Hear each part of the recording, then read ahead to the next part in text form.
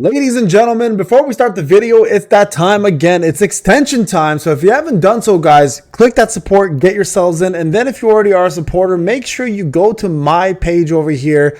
Check a look down right here into the Payneblade section and hit that extend button and continue supporting your boy to continue getting codes. We've got 2 new codes on the way.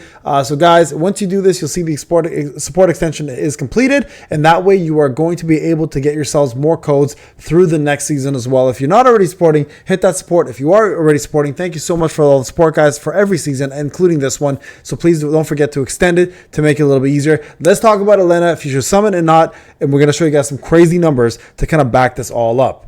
What's going on, ladies and gents? Welcome back to another video. All right, you guys can see here we did the live testing for Elena, and everything is in this live stream for you guys, including numbers, some actual gameplay, etc. So if you want to check out the full version of the gameplay, we'll walk you through it and everything you need to know. A couple of things I want to point out real quick is we did a comparison to Meilin, we did A0 to A5 testing, and we also did comparison to Frieren. I'm going to tell you guys the numbers are pretty staggering.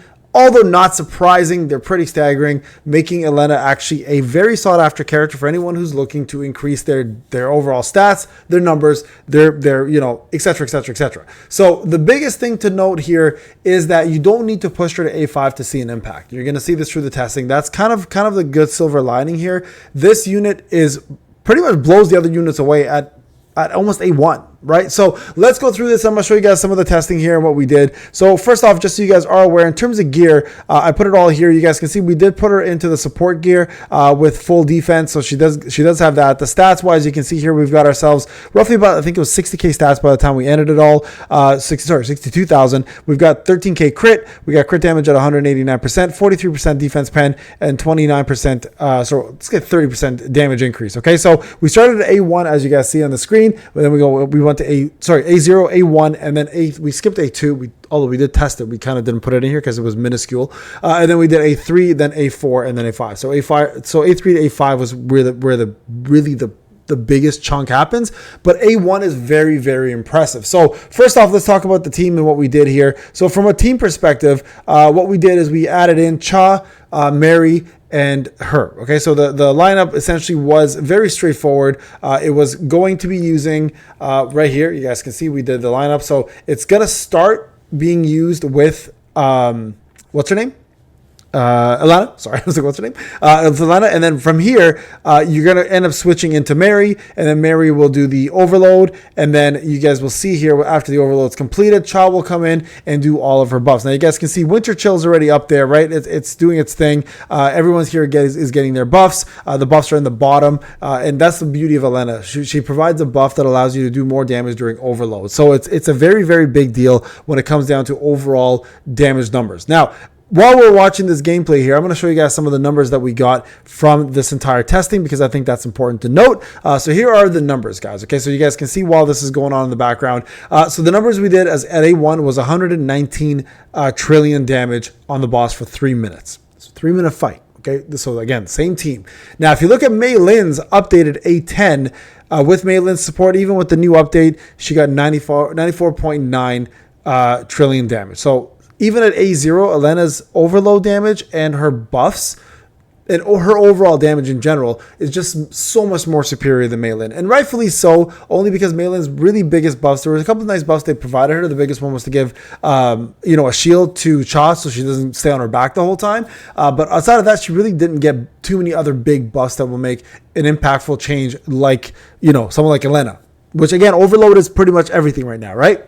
So, we compared to Frieren, and Frieren did 132. Now, Frieren does pretty decent damage, but her buffs do not compare because, again, overload is so big, the overload makes a massive damage increase, right? So if you look at A1 of Elena's A1 already beats out A10 Frieren in regards to this 3-minute fight and also Meilin. Now, don't forget, guys, during Guild Boss, you're going to want to you need a 6-man team. So these other 2 units here are going to be critical for you to hit those high numbers. But when it comes down to the raw 3 team members, Elena just blows them out of the water, right? Not only because she provides the same amount of damage, but also because she just makes Cha and Mary hit a lot harder as well during the overload phase. So as a free-to-play player, I will comfortably say A1 is actually a really good spot to stop. A lot of you guys are still going to want to summon for her. I did call her whale bait, but quite honestly, because of her utility and everything she brings to the table, I may actually summon her to A1 and then stop there. Just so my water team is a little more buffed up for Guild Boss and stuff and I can contribute. So I don't plan to go to A5 with her, okay? But let's talk about the numbers going to that point. So A3, you guys can see, it's a 9 trillion damage increase. Not that much. So A2 really only made a like 1 trillion, maybe 2 trillion damage increase. It wasn't enough to signify me like wanting to push her any further as free to play. But A3 did make a 9, close to 10, let's just say 10 with some RNG here, 10 trillion damage difference. It wasn't enough, again, incentive to push. And personally, as free-to-play player, I wouldn't go any further than that. But here we go. If you guys are a big fan of hers and you want to go further, A5 is pretty significant. We're looking at literally 40 plus trillion from A1 to A5, and it wasn't even close, right? And you can see here, even at A1, she does beat out Frieren and Meilin, but A5, she blows them completely out of the water. So I'm going to stick to my original logic here of what I said. She is whale bait. She is going to make the numbers for whales look a lot better. And for my new free-to-play account, guys, just so you are aware, I did in fact summon for her. So I have Mary at A0, Chad A3 already, and we already have Igris at A3. Surprisingly, he just kept popping up for us. And then we have Elena at A0. So we're going to push her to A1 on that free-to-play account, the new one, and then we're most likely going to stop summoning for her and wait for the new units to come out. So just so you guys are aware, I want to just point this out. So yeah, the rotation here was fine. Everything was good. She honestly, from a rotation perspective, her timings work really, really well with Mary and Cha. Like they all time together so perfectly that by the time you're done doing your full rotation, Overload is ready to go again, and it's almost like non-stop overload with all of the buffs that you're getting as well too. So very, very important to note that she just gels really, really well. So Netmarble's done it again where they've put a unit that's super, super good, making the other ones not obsolete, but obviously way better than the other ones. And not to mention, her animations are actually pretty sick too, and she's a little psycho. So there you guys have it. Is she worth it?